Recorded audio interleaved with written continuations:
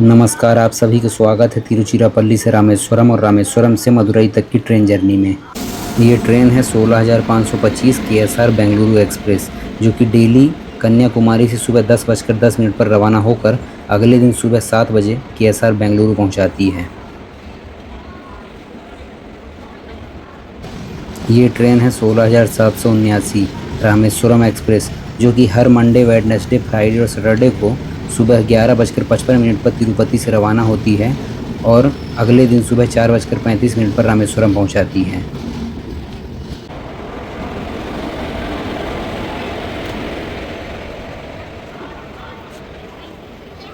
ये ट्रेन है 16,752 boat mail express, जो कि डेली शाम को 6 बजे रामेश्वरम से रवाना होती है और अगले दिन सुबह 7:50 पर चेन्नई एगमोर पहुंचाती है। अब हमारी जर्नी होने वाली है 22,661 सेतु सुपरफास्ट एक्सप्रेस से, जो कि डेली चेन्नई एगमोर से शाम 5:55 पर रवाना होती है और अगले दिन सुबह 4 बजे रामेश्वरम पहुंचाती है। और इसी सेतु सुपरफास्ट एक्सप्रेस से यात्रा करते हुए हम पहुंच गए हैं पंबन ब्रिज पर, क्योंकि रात को कुछ दिखाने को था नहीं, इसीलिए डायरेक्ट हम आपको पंबन ब्रिज दिखा रहे हैं। इसी पंबन ब्रिज को लौटते समय हम दोबारा दिन में अच्छे से कवर करेंगे। आखिरकार हमारी ट्रेन पहुंच चुकी है अपने अंतिम स्टेशन रामेश्वरम रेलवे स्टेशन पर। यही वो पवित्र द्वीप है जहां हर साल लाखों श्रद्धालु भगवान शिव के प्रसिद्ध रामनाथ स्वामी मंदिर के दर्शन के लिए आते हैं। समुद्र के बीच बसे इस स्टेशन तक पहुंचने का सफ़र, खासकर पंबन ब्रिज पार करते हुए, अपने आप में एक यादगार अनुभव होता है। अब यहाँ से हमारी अगली मंजिल है रामनाथ स्वामी मंदिर और रामेश्वरम की खूबसूरत जगहों की सैर। इसी ट्रेन से हमारी जर्नी तिरुचिरापल्ली से रामेश्वरम तक हुई है। देखिए कैसे पेंटोग्राफ डाउन हो रहा है, शायद ही आपने कभी देखा होगा। ये देखिए, ये लास्ट रेलवे स्टेशन है, इसके आगे समुद्र ही समुद्र है।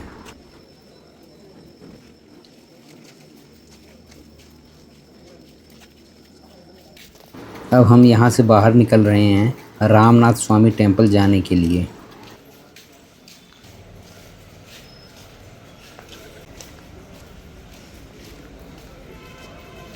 अब हम पहुंच चुके हैं अग्नि तीर्थम। रामनाथ स्वामी मंदिर में दर्शन से पहले श्रद्धालु परंपरा के अनुसार समुद्र में स्नान करते हैं। मान्यता है कि यहाँ स्नान करके श्रद्धालु मंदिर में दर्शन के लिए जाते हैं। समुद्र की शांत लहरें और आध्यात्मिक वातावरण इस अनुभव को और भी विशेष बना देता है।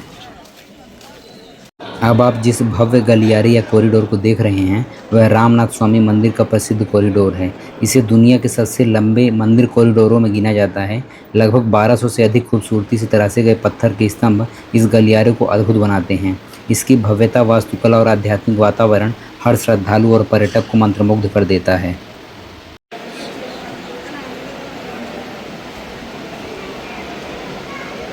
यही है श्री रामनाथ स्वामी मंदिर का भव्य गोपुरम। समुद्र की गोद से निकलती सूरज की पहली किरण रामेश्वरम की सुबह को और भी दिव्य बना देती है। ऐसा नज़ारा जिसे देखकर बस मन यही कहता है, यही है प्रकृति का असली जादू। यही वो विशाल समुद्र है जहाँ से श्रद्धालु स्नान करने के बाद श्री रामनाथ स्वामी मंदिर के दर्शन करने जाते हैं। आप जो खंडहर देख रहे हैं, ये कभी धनुषकोडी रेलवे स्टेशन का हिस्सा था। 22 दिसंबर 1964 को आए भीषण चक्रवात ने पूरे धनुषकोडी शहर को तबाह कर दिया। रेलवे स्टेशन, रेल लाइन और यहाँ तक कि एक पैसेंजर ट्रेन भी इस आपदा की चपेट में आ गई थी। इसके बाद धनुषकोडी को लंबे समय तक भूतिया शहर के रूप में जाना जाने लगा। आज ये खंडहर उस दर्दनाक इतिहास की खामोश कहानी बयां करते हैं। इस समय हम भारत की आखिरी सड़क धनुषकोडी पर खड़े हैं और यहाँ से हम पूरा 360 व्यू दिखा रहे हैं। जहाँ तक नज़र जाती है, चारों ओर सिर्फ नीला समंदर और खुला आसमान दिखाई देता है। यहाँ का शांत वातावरण, समुद्र की लहरों की आवाज़ और चारों तरफ फैली प्राकृतिक खूबसूरती इस जगह को सचमुच बेहद खास बना देती है। अगर कभी रामेश्वरम आएँ तो धनुषकोडी का यह नज़ारा देखना बिल्कुल न भूलें। ऐसा एहसास होता है कि धरती यहीं आके ख़त्म हो जाती है। समुद्र की ये लहरें बार बार किनारे से टकराकर लौट जाती हैं, लेकिन हर बार एक नई ऊर्जा के साथ वापस आती हैं। इन्हें देखते हुए मन को एक अलग ही सुकून मिलता है।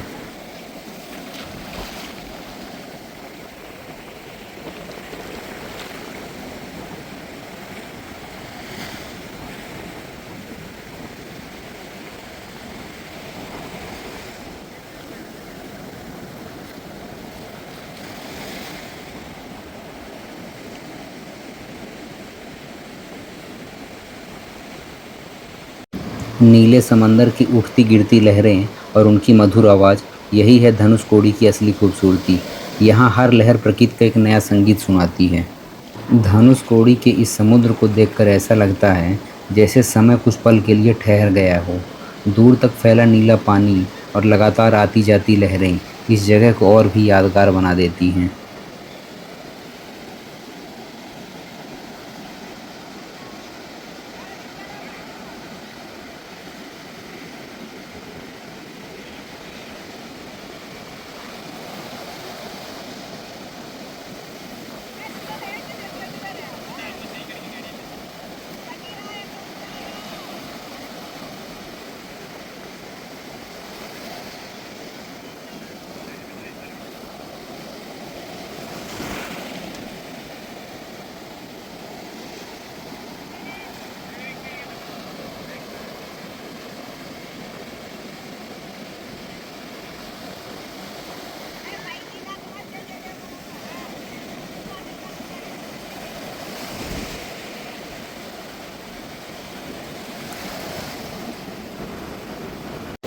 हर लहर एक नई कहानी कहती है और धनुषकोडी का यह समुद्र उन कहानियों को हमेशा अपने साथ बहाकर ले जाता है।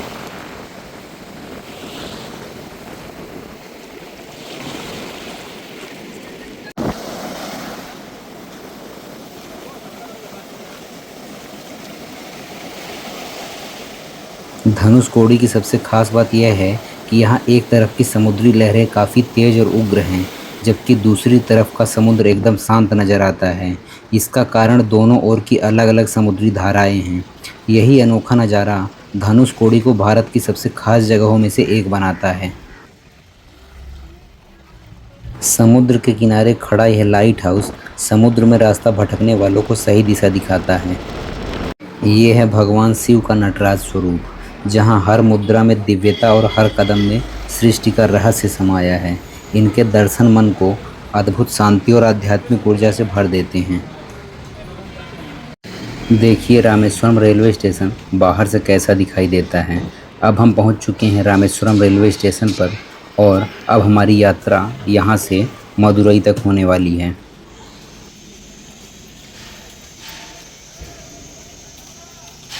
ये देखिए लास्ट रेलवे स्टेशन रामेश्वरम का बोर्ड। इसके आगे अब ट्रेन नहीं जा सकती। ये है WDP 4D डीजल इंजन जो हमें मदुरई तक ले जाएगा।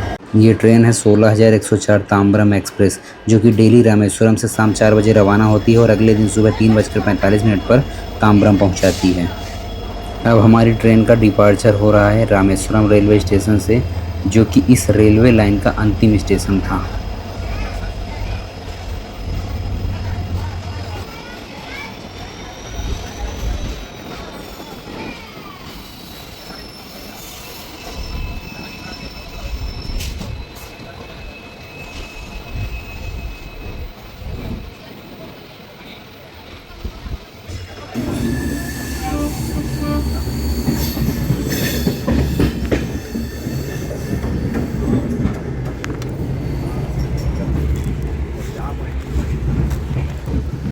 ट्रेन की खिड़की से बाहर दूर दूर तक फैले हैं नारियल के पेड़ और चारों ओर छाई हरियाली मन को सुकून देती है। तमिलनाडु की यही प्राकृतिक खूबसूरती इस सफ़र को और भी यादगार बना देती है।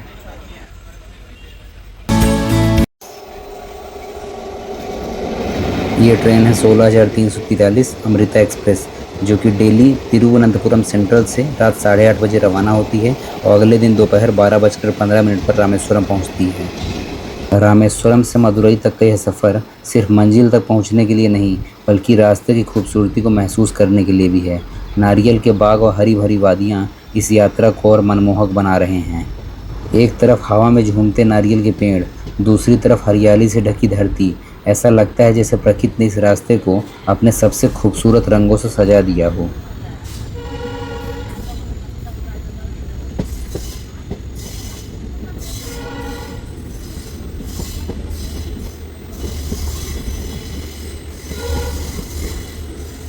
अब हमारी ट्रेन का अराइवल हो रहा है पम्बन रेलवे स्टेशन पर, जो रामेश्वरम द्वीप का एक महत्वपूर्ण रेलवे स्टेशन है।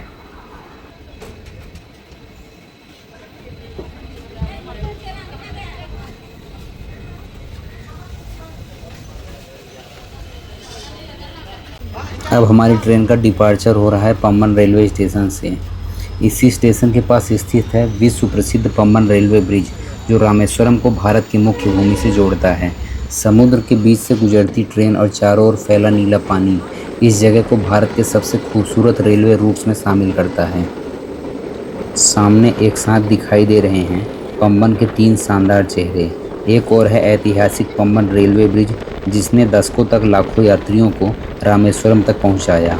उसके पैरेलल बनाया है नया पम्बन रेलवे ब्रिज, भारत का पहला वर्टिकल लिफ्ट रेलवे ब्रिज जिस पर हम चल रहे हैं, जिसका बीच का हिस्सा बड़े जहाज़ों के गुजरने के लिए ऊपर उठ जाता है। और साथ में दिखाई दे रहा है पम्बन रोड ब्रिज, जो हर दिन हजारों वाहनों को रामेश्वरम और मुख्य भूमि से जोड़ता है।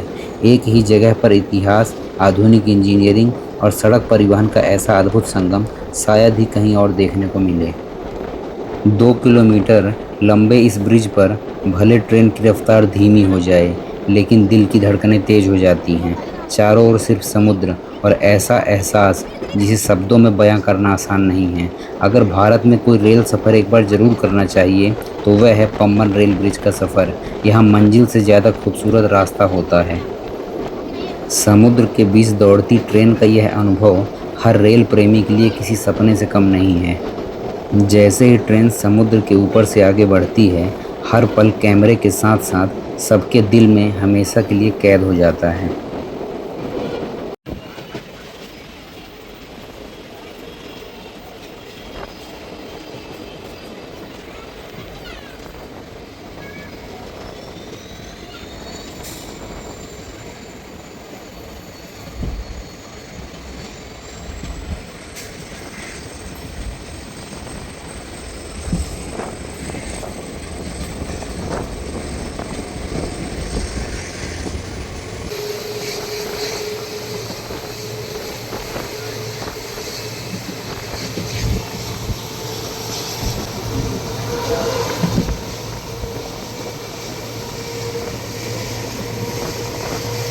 अब हम पहुंच चुके हैं मंडपम रेलवे स्टेशन।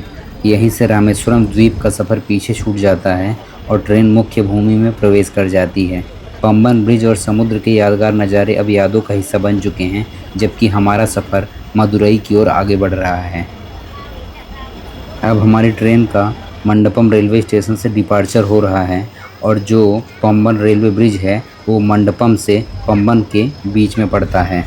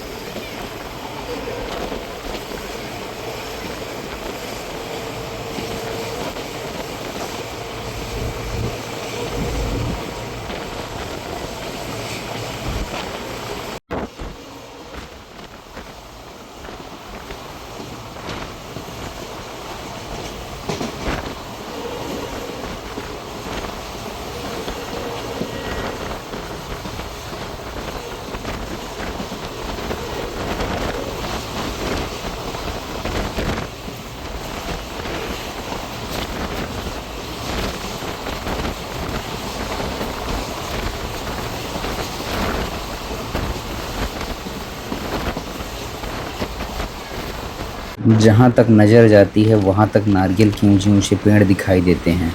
समुद्र के किनारे बसे इस क्षेत्र की यही पहचान है।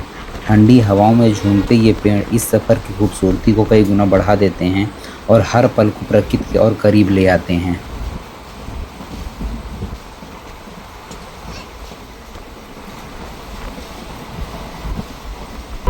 अब हम पहुंच चुके हैं रामनाथपुरम रेलवे स्टेशन पर।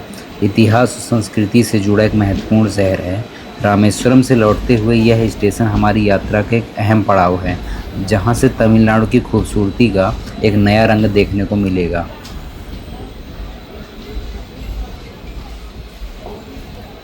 ये रहा हमारी ट्रेन का डिपार्चर रामनाथपुरम रेलवे स्टेशन से।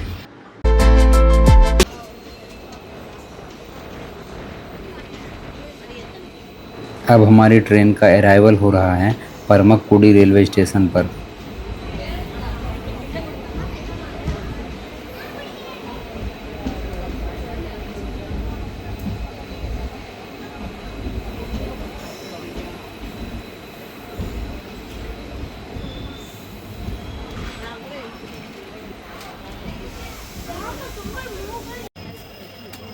अब हमारी ट्रेन का डिपार्चर हो रहा है परमकुड़ी रेलवे स्टेशन से, लेकिन ये स्टेशन बहुत ही साफ़ है। जंक्शन पर अराइवल हो रहा है, जो दक्षिण तमिलनाडु का एक महत्वपूर्ण रेलवे जंक्शन है। यहाँ से रेल मार्ग मदुरई, रामेश्वरम, विरुधुनगर और तूतुकुड़ी जैसे दिशाओं में आगे बढ़ते हैं। इसलिए यह स्टेशन यात्रियों के लिए एक अहम कनेक्टिंग पॉइंट माना जाता है। रामेश्वरम से मदुरई की यात्रा में यह जंक्शन एक महत्वपूर्ण पड़ाव है।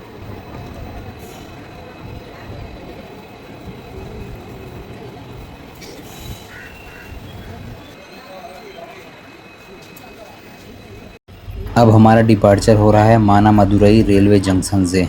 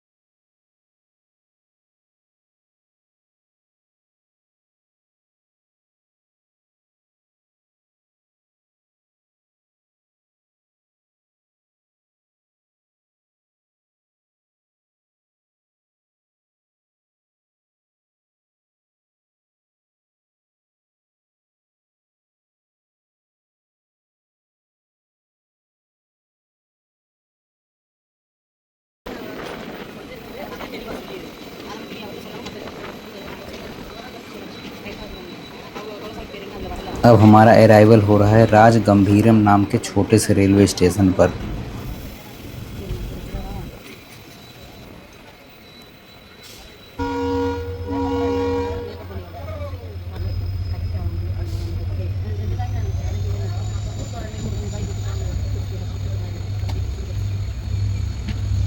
ये हमारी ट्रेन का डिपार्चर हो रहा है राजगंभीरम रेलवे स्टेशन से।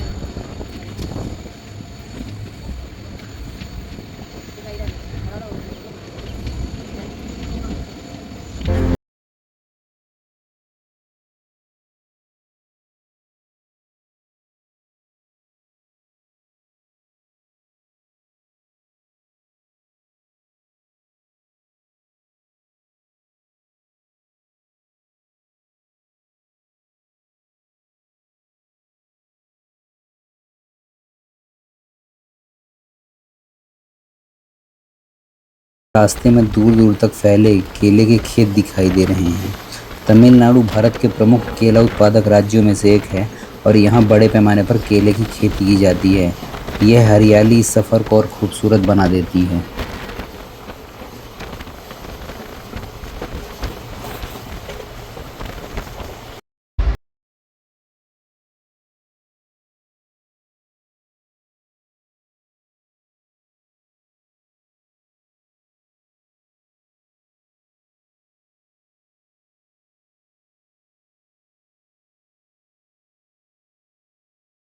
अब हमारी ट्रेन का अराइवल हो रहा है तिरुप्पाचेत्ती रेलवे स्टेशन पर।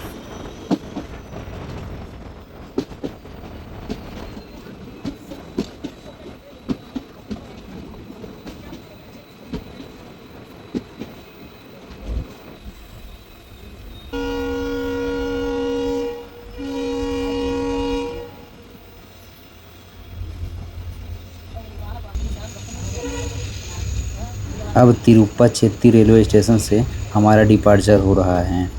ये सब साउथ इंडिया के स्टेशंस हैं, इसलिए बोलने में इनका नाम थोड़ा अटपटा लग रहा है। चारों ओर हवा में लहराते नारियल के पेड़ और ऊपर एकदम साफ नीला आसमान। प्रकृति का यह नज़ारा मन को सुकून से भर देता है। ऐसे पल ही सफ़र को यादगार बना देते हैं।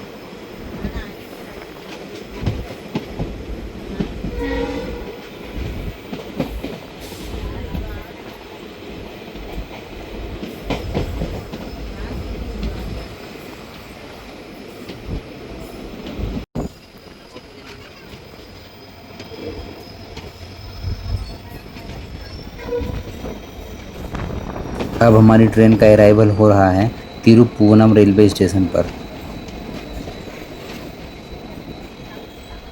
ये रहा तिरुपुवनम रेलवे स्टेशन से अपना डिपार्चर। ये रहा सीलेमान रेलवे स्टेशन पर अपना अराइवल।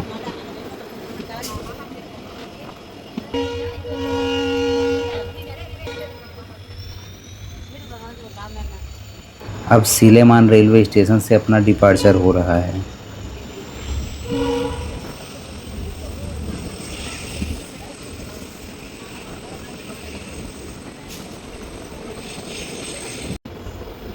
ये अपना अराइवल हो रहा है मदुरै ईस्ट रेलवे स्टेशन पर।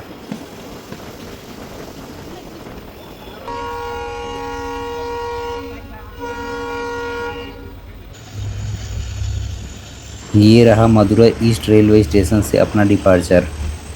और अब हम आखिरकार पहुंच चुके हैं मदुरै जंक्शन। यह तमिलनाडु के सबसे व्यस्त और महत्वपूर्ण रेलवे स्टेशनों में से एक है। मंदिरों की नगरी के नाम से मशहूर मदुरै का इतिहास लगभग 2500 साल पुराना माना जाता है। यह शहर अपनी समृद्ध संस्कृति, स्वादिष्ट दक्षिण भारतीय भोजन और विश्व प्रसिद्ध मीनाक्षी अम्मन मंदिर के लिए जाना जाता है। ये ट्रेन है 22,671 मदुरै तेजस एक्सप्रेस, जो कि थर्सडे को छोड़कर सप्ताह के 6 दिन चेन्नई एगमोर से सुबह 6 बजे रवाना होती है और दोपहर 12:10 पर मदुरै पहुंचाती है।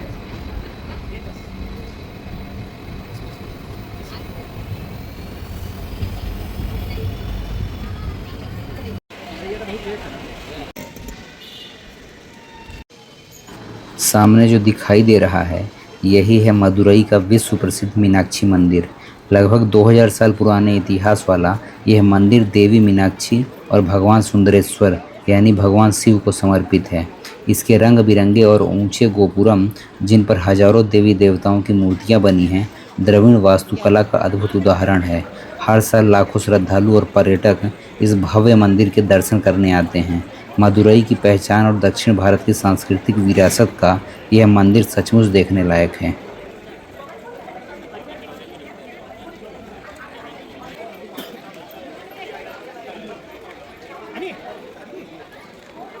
अब हम अपने वीडियो को यहीं एंड करेंगे और अगले पार्ट में हम कन्याकुमारी की यात्रा करेंगे।